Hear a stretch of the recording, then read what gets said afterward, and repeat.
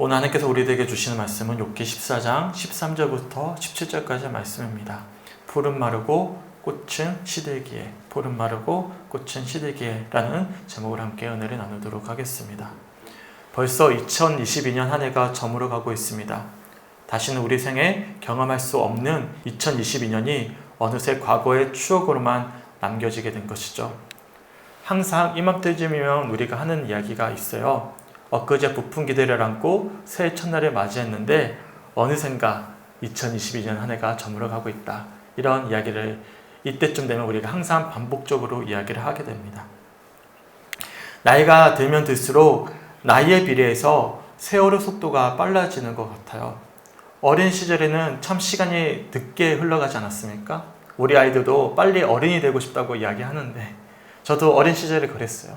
참 세월이 느리게 지나갔어요. 하지만 나이가 들면 들수록 시계추를 붙잡아 두고 싶을 만큼 세월이 빠르게만 흘러갑니다.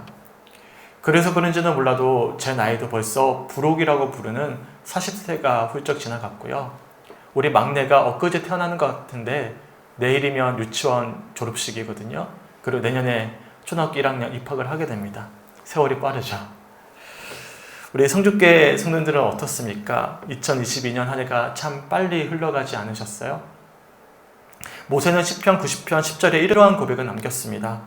우리의 연수가 70이요 강건하면 80이라도 그 연수의 자랑은 수고와 슬픔뿐이요 신속히 가니 우리가 날아가나이다. 아멘. 우리의 연수가 70이든지 아니면 건강해서 80이 되더라도 우리의 연수의 자랑은 수고와 슬픔뿐이다 라고 고백합니다. 왜냐하면 우리네 인생은 신속히 날아가는 화살촉처럼 솜살같이 흘러가기 때문이라고 고백하고 있죠. 그리고 그 결말은 누구도 피해갈 수가 없는 죽음일 것입니다. 삶은 결국 죽음을 향해 나아간다는 표현도 있지 않습니까? 그래서 누구도 죽음이라는 문제를 외면할 수가 없고 누구도 죽음이라는 정해진 결말로부터 피해갈 수도 없습니다. 결국 우리는 모두 다 죽음이라는 마지막이 정해진 삶을 살아내는 유한한 피조물임을 우리들이 돌아볼 수가 있는 것이죠. 그렇지 않습니까? 그래서 아무리 세상에서 부와 명예와 권력을 모두 거머쥔 사람이더라도 죽음이라는 결말을 피해갈 수가 없어요. 사실 태어날 때는 공평하지가 않아요. 그래서 흙수저, 은수저, 금수저라는 이야기가 있지 않습니까?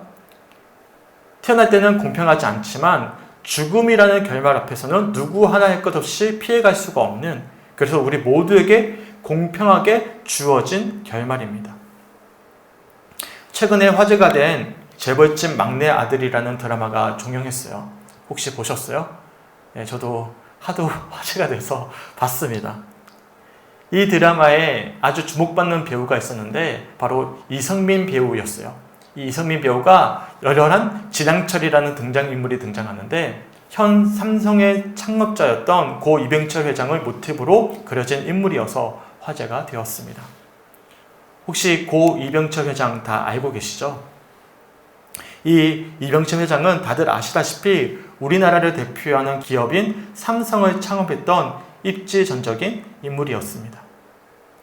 이병철 회장을 모티브로 그려진 드라마 속 진양철 회장도 비록 피도 눈물도 없는 인물이었지만 탁월한 안목과 리더십으로 한 나라의 경제를 주도하는, 그래서 마치 영웅처럼 이 드라마에서 그려지고 있어요.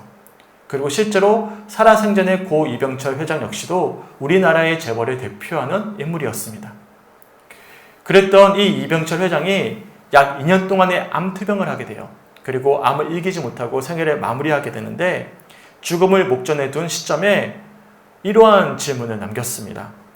그가 생전 마지막 한 달을 남겨두고 남겼던 질문들은 돈에 관한 질문도, 기업에 관한 질문도, 그렇다고 경영에 관한 질문도 아니었습니다. 놀랍게도 그가 남긴 질문은 신의 존재와 인간에 대한 총 24가지에 달하는 질문들이었습니다. 제가 대표적으로 몇 가지 질문만 소개하면 이렇습니다. 첫 번째 질문은 어떤 질문이었냐면 신의 존재를 어떻게 증명할 수 있는가? 하나님이란 존재를 어떻게 증명할 수 있는가? 두 번째 질문은 이렇습니다. 신은 우주 만물의 창조주라는데 무엇으로 증명할 수 있는가? 건너뛰어서 7번째 질문이에요. 예수는 우리의 죄를 대신 속죄하기 위해 죽었다는데 우리의 죄란 무엇인가? 8번째, 성경은 어떻게 만들어졌는가? 성경이 하나님 말씀이라는 것을 어떻게 증명할 수 있나? 14번째, 인간이 죽은 후 천국이나 지옥으로 간다는 것을 어떻게 믿을 수 있나? 이처럼 고 유병철 회장이 마지막 생애 한 달에 남겨둔 시점에 남긴 질문들은 무엇을 먹고 마시고 입을까에 대한 현세적인 물음이 아니었어요. 신의 존재를 증명하기를 원하는, 더 나아가 죽음 이후 사후에 있을 천국과 지옥에 관한 물음까지, 삶과 죽음 그리고 영혼에 관한 질문들을 남겨놓았습니다. 달리 표현하면 생의 마지막에 그가 남긴 질문은 인생의 근본적인 질문을 던졌던 것이었습니다. 놀랍지 않습니까? 누구보다도 현세적인 삶을 살았을 재벌의 총수가 그것도 생의 마지막으로 남긴 질문들이 그동안 수도 없이 고민했을 돈과 기업과 경영에 관한 질문들이 아니라 인간의 실존에 관한, 신에 관한 물음들이라니, 저는 개인적으로 처음에 이런 질문들을 마주하고선 한참을 생각에 깊이 잠겼던 기억이 있어요. 우리 성도님들은 이런 질문을 받아들이시면서 어떤 생각이 드십니까? 시편 103편 15절을 보시면 이런 말씀이 있어요. 우리 함께 읽어봤으면 좋겠는데요. 한번 읽어볼게요. 시작. 인생은 그날의 풀과 같으며 그 영화가 들의 꽃과 같도다. 아멘. 무슨 말씀입니까? 우리의 인생이 마치 풀과 같고 우리는 삶 가운데 누리는 영화가 들의 꽃과 같다라는 고백이죠. 그래서 언젠가는 풀이 마르고 꽃이 시들기에 이런 풀과 같고 꽃과 같은 생의 마지막에는 누구든지 삶과 죽음에 대한 근원적인 물음이 드는 것이야 당연한 모습이지 않겠습니까? 결국에 우리는 모두 다 죽음이라는 정해진 결말을 향해 다름질하는, 그래서 유한한 삶을 살아가는 유한한 피조물일 뿐인 것이죠. 그렇다면 이러한 우리가 근원적인 물음 앞에서 무엇을 붙들어야만 하겠습니까? 우리는 모두 다 생의 마지막 결말이 정해진 유한한 피조물이라면 그런 우리가 반드시 붙잡아야 될 것은 무엇이겠습니까? 오늘 본문을 보시면 죽음과 다름없는 절망적인 상황에 놓여 있었던 욥이 하나님을 향해 이러한 탄식을 쏟아내요. 제가 1절부터 6절까지를 세 번역으로 풀어서 읽어드리겠습니다. 여인에게서 태어난 사람은 그 사는 날이 짧은 데다가 그 생애마저 괴로움으로만 가득 차 있습니다. 피었다가 곧 시드는 꽃과 같이 그림자같이 사라져서 멈추어 서지를 못합니다. 주님께서는 이렇게 미비한 것을 눈여겨 살피시겠다는 겁니까? 더욱이 저와 같은 것을 심판대로 데리고 가셔서 심판하시겠다는 겁니까? 그 누가 불결한 것에서 정결한 것이 나오게 할 수 있겠습니까? 아무도 그렇게 할 수 없습니다. 인생이 살아간 날수는 미리 정해져 있고 그 달수도 주님께서는 다 헤아리고 계십니다. 주님께서는 사람이 더 이상 넘어갈 수 없는 한계를 정하셨습니다. 그러므로 사람에게서 눈을 돌리셔서 그가 숨을 좀 돌리게 하시고 자기가 살 남은 시간을 품끝만큼이라도 한번 마음껏 살게 해 주십시오. 욥은 화려했던 지난 삶을 뒤로한 채 절망적인 현실 앞에서 놓인 자신의 생애를 되돌아보면서 이러한 고백을 남기고 있는 것이죠. 주님, 여인에게서 태어난 사람의 인생은 일장 춘몽처럼 짧은 데다가 그 생애마저도 너무나 괴로움으로 가득합니다. 마치 피었다가 곧 시들어 버리는 꽃처럼, 마치 눈에서 곧장 사라져버리는 그림자처럼 어느 곳에서도 오래 머물지 않는 것이 우리의 인생입니다. 더군다나 욥이 보았을 때 그렇게 짧은 인생을 살아가면서 경험했던 하나님은 마치 자신을 심판하고 재판하기만을 원하는, 그래서 자그마한 잘못까지도 샅샅이 살펴보시는 것처럼 여겨지는 그런 무서운 심판자처럼 여겨졌습니다.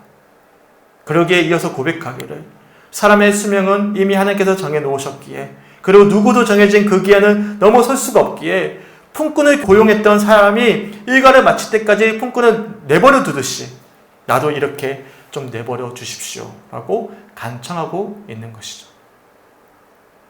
어떻습니까?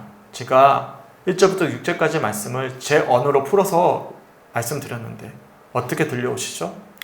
현재 욥의 심정이 얼마만큼이나 힘겨운지를 절실히 느껴볼 수 있는 고백이지 않겠습니까? 사실 우리도 그렇습니다. 우리도 정말 힘들고 어려울 때면 이러한 탄식을 쏟아내게 되죠. 주님, 우리의 인생이 얼마나 길다고 이렇게 힘들게 하십니까? 주님의 시선이 부담스럽고 무섭습니다. 충분히 우리의 인생이 유한하다는 사실, 그래서 우리의 인생이 주님의 손길에서 벗어날 수 없다는 사실을 잘 알고 있습니다. 이제는 조금이라도 우리 마음대로 살 수 있도록 내버려 두시면 안 되겠습니까? 이렇게 절규해 보신 적이 있으십니까? 혹여나 우리가 2022년 한 해 동안 힘겨운 여정을 걸어오셨다면 이러한 오늘 본문의 욥의 탄식이 마치 내 마음을 대변해주는 탄식처럼 여겨지셨을 것입니다. 더욱이 욥은 사람의 인생이 눈앞에 보이는 나무보다도 못하다라고 한탄했어요. 7절부터 12절까지 말씀을 제가 세번역으로 풀어서 다시 한 번 더 읽어드릴게요. 한 그루 나무에도 희망이 있습니다. 찢겨도 다시 um이 돋아나고 그 가지가 끊임없이 자라나고 비록 그 뿌리가 땅속에서 늙어서 그 그루터기가 흙에 묻혀 죽어도 물기운만 들어가면 다시 싹이 나며 새로 심은 듯이 가지를 뻗습니다. 그러나 아무리 힘센 사람이라도 한 번 죽으면 사라지게 되어 있고 숨을 거두면 그가 어디에 있는지도 모르게 됩니다. 물이 말라버린 강처럼 바닥에 드러난 호수처럼 사람도 죽습니다. 죽었다 하면 다시 일어나지 못합니다. 하늘이 없어지면 없어질까 죽은 사람이 눈을 뜨지는 못합니다. 성경에서 나무는 주로 생명과 장수와 회복을 상징하는 비유로 사용되곤 합니다. 본문에서도 마찬가지로 이 나무는 아무리 도끼에 찍혀도 뿌리만 살아있으면 다시 회복되듯이 나무의 뿌리가 늙고 줄기가 말라서 죽는 듯해도 물이 다시금 공급되면 새로 심은 것처럼 um이 돋고 가지가 뻗듯이 이 나무는 생명과 장수와 회복을 상징하는 비유로 사용되고 있는 것이죠. 하지만 이처럼 나무의 생애는 길고 긴데 욥이 보았을 때 사람의 생애는 그렇지 않다라고 한탄하고 있는 것이죠. 아무리 힘센 장정이더라도 숨을 거두면 더는 존재하지 않는, 그래서 마치 물이 말라버린 강처럼 바닥에 드러난 호수처럼 사랑의 인생이 이처럼 유한하고 더덥다고 고백하고 있는 것입니다. 지금까지 우리가 쭉 살펴봤던 욥의 모습처럼 지난 화려했던 삶을 뒤로한 채 그가 지금 현재 마주하고 있는 현실들은 허망하고 한탄스러움의 연속임을 고백하고 있는 거예요. 도저히 끝이 보이지 않는 터널을 지나는 것처럼 막연한 절망감이 지금 욥을 사로잡고 있고 그것을 고백하고 있는 것입니다. 그래서 하나님 앞에서 순전하고 정직했던 욥은 그러했던 자신의 심정을 숨김없이 쏟아내고 있는 것이죠. 우리 성주교회 성도님들은 이런 욥의 탄식이 어떻게 여겨지십니까? 우리도 사실 솔직하게 표현하지 않았을 뿐 힘들고 어려운 상황을 마주할 때마다 이러한 욥처럼 인생의 허무함과 허망한 마음들이 들진 않으십니까? 사실 그렇잖아요. 우리도 이런 고백을 할 수밖에 없어요. 그리스도인이었던 시인 윤동주는 마태복음 5장 3절부터 12절까지에 등장하는 팔복을 자신의 언어로 이렇게 노래를 합니다. 팔복, 마태복음 5장 3절부터 12절. 슬퍼하는 자는 복이 있나니, 슬퍼하는 자는 복이 있나니, 슬퍼하는 자는 복이 있나니, 슬퍼하는 자는 복이 있나니, 슬퍼하는 자는 복이 있나니, 슬퍼하는 자는 복이 있나니, 슬퍼하는 자는 복이 있나니, 슬퍼하는 자는 복이 있나니, 저희가 영원히 슬플 것이요. 윤동주 시인이 쓴 가장 대표적인 시는 서시입니다. 국어 교과서에도 실려 있어요. 죽는 날까지 하늘을 우러러 함정 부끄러움이 없기를 입새에 있는 바람에도 나는 괴로워했다. 별에 노래하는 마음으로 모든 죽어가는 것을 사랑해야 하지. 그리고 나한테 주어진 길을 걸어가야겠다라고 노래했던 윤동주 시인이었습니다. 하지만 그가 발표한 팔복이라는 시를 보면 서시에서 이렇게 고백했던 비장했던 결심들은 어느새 사라지고 슬퍼하는 자는 복이 있다라는 고백만을 반복할 뿐이었어요. 어떻습니까? 그동안 윤동주 시인이 마주했던 삶의 여정들이 얼마나 고단했는지를 알 수 있는 그런 고백이지 않겠습니까? 이처럼 오늘 본문 속 욥의 탄식은 단지 욥의 탄식일 뿐만 아니라 고단한 인생을 경험하는 이들이라면 누구든지 공감할 수밖에 없는, 그래서 2022년 한 해 동안 힘겨운 삶을 살아냈던 우리 모두의 고백이 될 수 있는 것입니다. 풀이 마르고 꽃이 시드는 것처럼 유한한 인생을 살아내는 피조물이라면 누구든지 탄식할 수밖에 없는 그런 고백이 바로 오늘 본문 속 욥의 고백인 것이죠. 하지만 놀라운 것이 있어요. 그런 절망적인 상황에서도 욥이 오늘 본문에서 이렇게 고백을 이어갑니다. 제가 오늘 본문 13절부터 17절까지 말씀을 또한 세 번역으로 풀어서 읽어드릴게요. 차라리 나를 수월에 감추어 두실 수는 없으십니까? 주님의 진노가 가실 때까지만이라도 나를 숨겨주시고 기한을 정해두셨다가 뒷날에 다시 기억해 주실 수는 없습니까? 아무리 대장부라 하더라도 죽으면 그만입니다. 그러므로 나는 더 좋은 때를 기다리겠습니다. 이 고난의 때가 지나가기까지 기다리겠습니다. 그때 주님께서 나를 불러주시면 내가 대답하겠습니다. 주님께서도 손수 지으신 나를 보시고 기뻐하실 것입니다. 그러므로 지금은 주님께 내 모든 걸음걸음을 세고 계시지만 그때는 내 죄를 살피지 않으실 것입니다. 주님께서는 내 허물을 자루에 넣어 봉하시고 내 잘못을 덮어 주실 것입니다. 아멘. 오늘 본문을 제가 제 언어로 풀어서 한번 읽어드릴게요. 주님, 나를 불쌍히 여겨 주옵소서. 비록 푸른 마르고 꽃은 시드는 것처럼 우리네 인생이 유한하지만 더욱이 주님 보시기에 너무나 완악한 인생이어서 결국엔 자그마한 흠조차도 헤아리시는 주님의 심판으로부터 피할 수 없는 존재이겠지만 주님, 나를 불쌍히 여겨 주옵소서. 주님의 진노가 가실 때까지만이라도 나를 숨겨 주옵소서. 비록 그 장소가 스올이라 하더라도 나를 숨겨 주옵소서. 고난의 때가 오더라도 주님께서 나를 숨겨 주신다면 주님, 나는 그 깊고 긴 고난을 인내하겠습니다. 그리고 내 죄를 살피지 않으실 그때만을 소망하며 기다리겠습니다. 주님, 나를 불쌍히 여겨 주옵소서. 내 허물을 자루에 넣어 봉하시고 내 잘못을 덮어 주옵소서. 이렇게 고백하는 욥의 간절한 탄식이 들려오십니까? 그리고 이러한 욥의 탄식이 어떻게 들려오십니까? 이어지는 18절부터 21절까지 말씀을 살펴보시면 다시금 욥은 암담한 자신의 현실을 되돌아봅니다. 산이 흩어져서 바위가 되고 바위가 닳아서 돌이 되고 돌이 결국엔 물에 씻겨 내려가는 티끌처럼 되듯이 우리네 인생도 희망도 그처럼 부질없이 사라질 것이라 고백합니다. 그리고 그러기에 22절에 14장 마지막 절에 이렇게 절규합니다. 22절 말씀을 함께 읽어보겠습니다. 시작. 다만 그의 살이 아프고 그의 영혼이 애곡할 뿐이니이다. 아멘.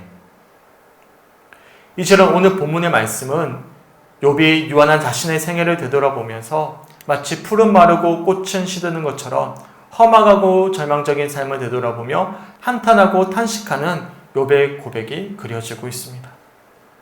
마치 화려했던 재벌 총수의 삶을 살았던 고 이병철 회장이 생애 마지막에 삶과 죽음 그리고 영혼에 관한 근원적인 물음을 던졌던 것처럼 유한한 피조물로서 마주하게 된 절망적인 상황에서 욥이 절규하고 있는 것이죠. 물음을 던지고 있는 것입니다. 그러기에 이러한 욥의 고백은 하나님 앞에서 꾸밈없는 고백이 될 수 있었던 것입니다.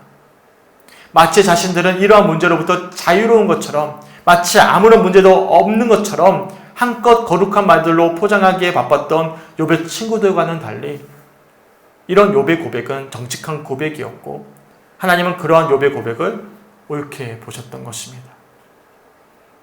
주님, 나의 살이 아프고 나의 영혼이 애곡합니다. 주님, 그런 나를 불쌍히 여겨 주옵소서. 소망하기는 푸른 마르고 꽃은 시드는 것처럼 그렇게 저물어가는 2022년 한 해를 마무리하면서 혹여나 유한한 피조물로서 경험할 수밖에 없는 어렵고 힘든 여정을 걸어오셨다면 오늘 본문 속 욥의 절규가 우리 성주교회 성님들의 진솔한 고백으로 고백될 수 있기를 주님의 이름으로 간절히 축원합니다. 얼마 전에 돌아가셨던 고 이어령 교수님이 책 한 권을 내셨는데 이 책 한 권을 소개하면서 말씀을 마무리했으면 좋겠습니다. 메멘토 모리라는 제목의 책이에요. 이 책은 암 투병 중에 자신처럼 암 투병 가운데 인생과 신앙에 관한 질문을 남겼던 고 이병철 회장의 24가지 질문에 답변하는 그런 답변의 내용들로 담겨진 책이었어요. 책의 주된 내용은 제가 생략하고요. 책의 마지막 부분에 담긴 인터뷰의 한 내용들을 소개하면서 말씀을 마무리하고자 합니다. 몸소 겪은 위대한 신앙의 체험에 대해 말씀해 주세요.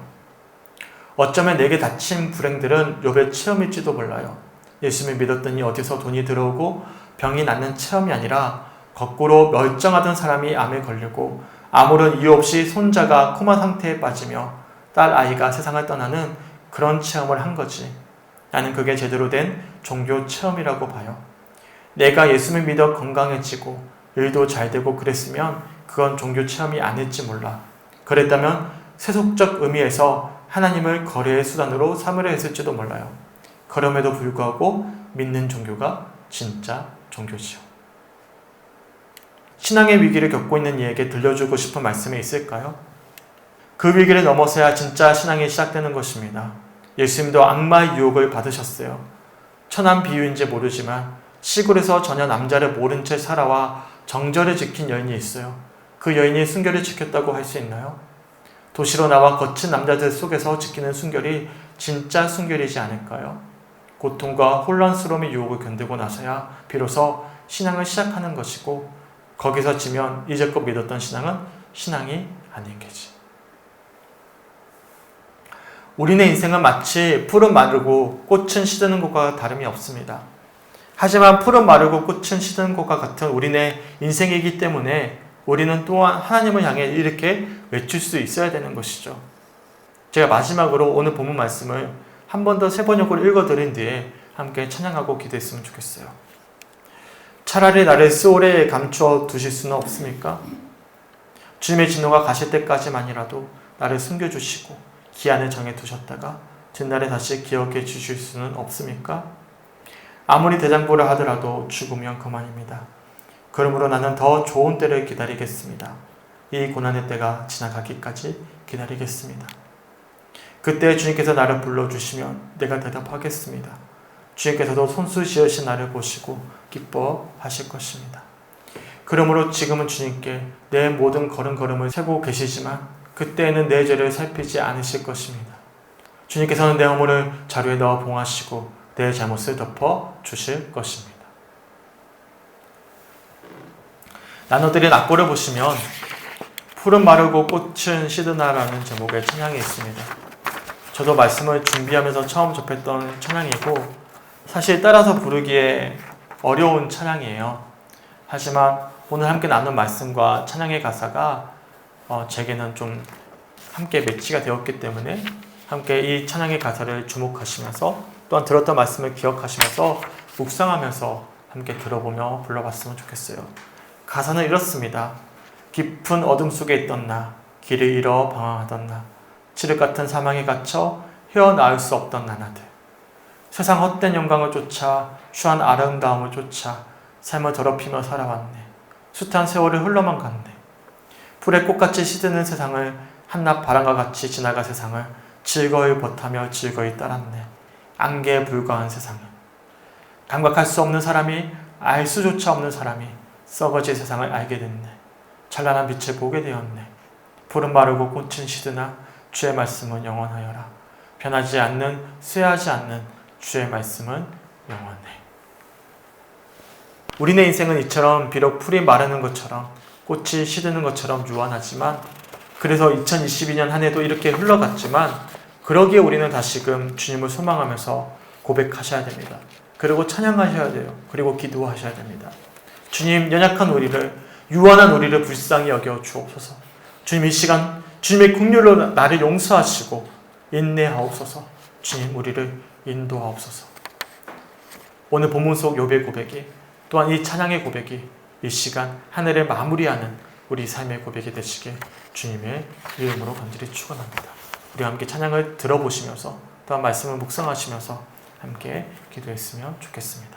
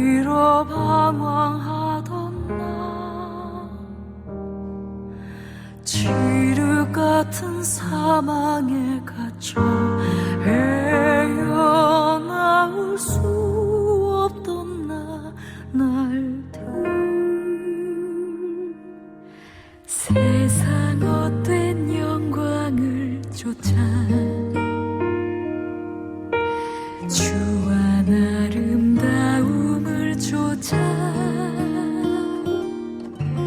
삶을 더럽히며 살아왔네. 숱한 세월이 흘러만 갔네.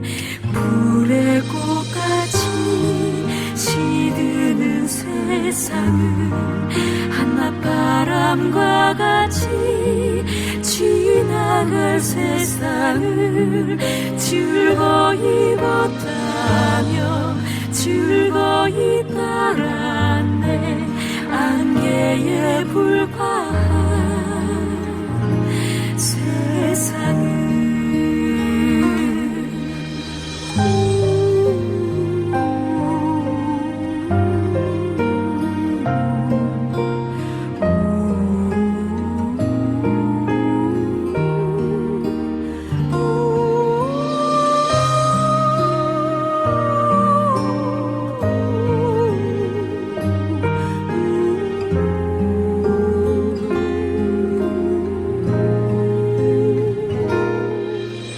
감각할 수 없는 사람이 알 수조차 없는 사람이 썩어질 세상을 알게 됐네. 찬란한 빛을 보게 되었네. 푸른 마르고 꽃은 시드나 주의 말씀은 영원하여라. 변하지 않는 쇠하지 않는 주의 말씀은 영원해. 나로 볼 수 없는 것을 보게 한 십자가, 나로 날 수 없는 것을 알게 한 십자가. 나는 아네 주의 통치와 능력인 교회는 영원해. 푸른 마르고 꽃은 시드나 주의 말씀은 영원하여라. 변하지 않는 쇠하지 않는 주의 말씀은 영원해. 마르고 꽃은 시드나 주의 말씀은 영원하여라. 변하지 않는 쇠하지 않는 주의 말씀은 영원해. 푸른 마르고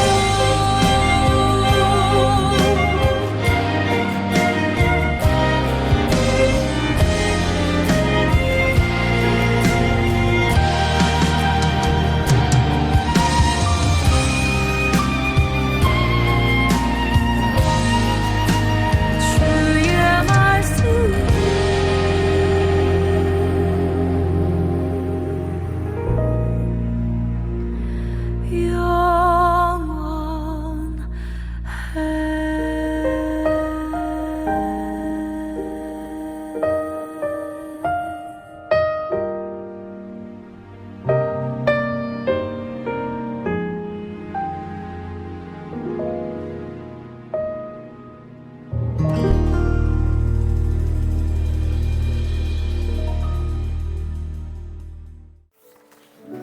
우리 함께 기도했으면 좋겠습니다.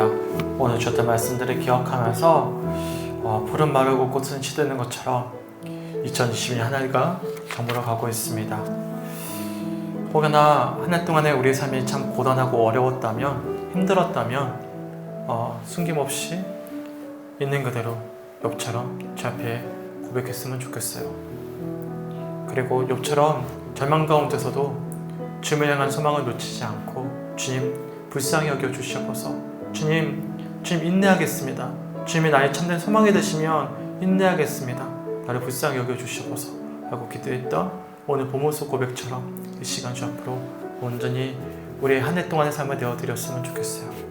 그리고 2022년의 한 해가 이렇게 저물어 가지만 또한 새로이 주어질 그 시간들을, 그 영혼을 바라보면서 또한 변함없는 믿음의 여정을 걸어갈 수 있는 우리 모두가 되었으면 좋겠습니다. 오늘 주셨던 말씀들 한번 기억하시면서, 특별히 내게 주셨던 말씀들을 기억하시면서 또한 2022년 한 해를 되돌아보면서 함께 조용히 묵상하며 기도했으면 좋겠습니다. 우리 함께 주셨던 말씀들을 붙잡고 기도하며 나아가겠습니다.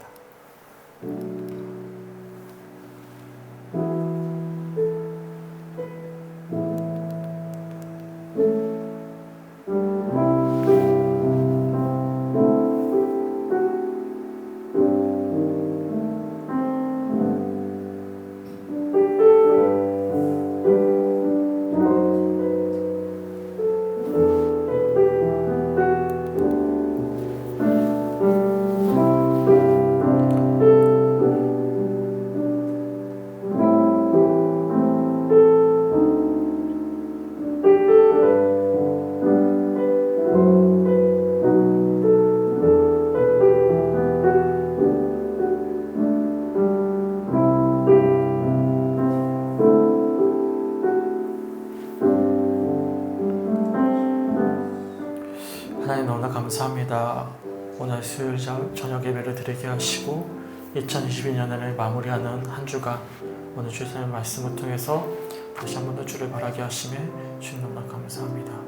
오늘 주었던 이 말씀들을 마음 가운데 새기면서 비록 우리의 삶은 푸르마르고 고치시는 것처럼 요한하지만 그러기에 욥처럼 주님을 다시 한 번 더 나와 우리의 답답했던 마음들, 속상했던 모든 모습들을 주님 앞에 온전히 쏟아내면서 그럼에도 불구하고 긍휼을 여겨주실 주님을 소망하며 하나님 기도할 수 있도록 아버지 그렇게 한 해를 마무리할 수 있는 우리 성축교회 성도들의 남은 2022년 한 해 동안의 삶의 여정이 될 수 있도록 주님 인도하여 주시옵소서.